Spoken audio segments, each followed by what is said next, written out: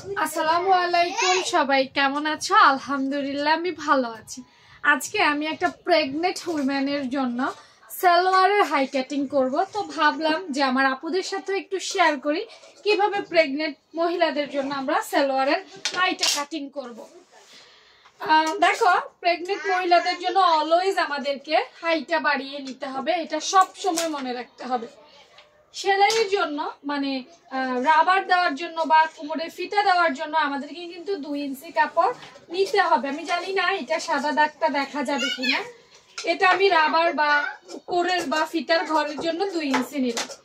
2 ইঞ্চি নেওয়ার পর আমি যেটা করব, কোমরের মাপ নিব। কোমরের মাপটা অবশ্যই বাড়িয়ে নিতে হবে। আমি এখানে 13 ইঞ্চি নিলাম কোমরটা। 13 ইঞ্চি নিয়ে নিচের দিকে আমি একটা দাগ দিব এইভাবে, ঠিক আছে? নিলাম এবং দেখো হাইয়ের যেই মাপ সেটা আমি বরাবর 16 ইঞ্চি নিব, বরাবর 16 ইঞ্চি, ঠিক আছে? তাহলে দেখো উপর থেকে 18 ইঞ্চি হয়ে গেছে, দেখছো? 18 ইঞ্চি হয়ে গেছে।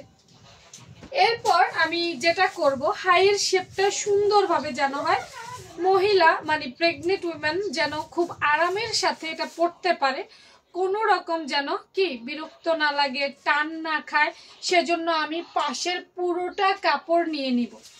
অতিরিক্ত মোটা হলে কলি দিতে হবে, তো আমার কাস্টমারের জন্য কলি লাগবে না। আপাতত যতটুকু নিয়েছি ততটুকুতে ইনশাল্লাহ হয়ে যাবে, ঠিক আছে? তবে আমার অনেক মোটা আপু আছো, তারা কিন্তু অবশ্যই কলি দিবা এবং পুরো কাপড়টা নেওয়ার চেষ্টা করবা। এখন দেখো হাইয়ের শেপটা আমি কিভাবে দিচ্ছি। এখানে হচ্ছে 16 ইঞ্চি, ঠিক আছে? 8 ইঞ্চির মধ্যে আমি এইভাবে একটা দাগ দিব এবং এখান থেকে ঘুরিয়ে এইভাবে, এই যে এইভাবে, ঠিক আছে? দাগ দেখা যাচ্ছে তো নাকি? এইভাবে ঘুরিয়ে আমি সুন্দর করে দিব, যাতে করে আমার এই অংশটা, এইটা কিন্তু রানের অংশ, ঠিক আছে?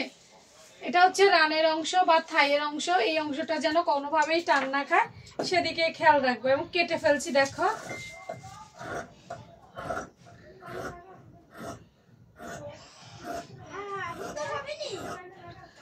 হাইয়ের শেপটা যদি ভালো না হয় তাহলে কিন্তু টান খাবে, পরে কিন্তু একদমই আরাম পাবে না। ওকে, তো হাইয়ের শেপ শেষ, আসলে বাকিটা প্লাজোই হবে, অন্য কোনো আর শেপ নেই। তো ভালো থেকো সবাই, আল্লাহ হাফেজ।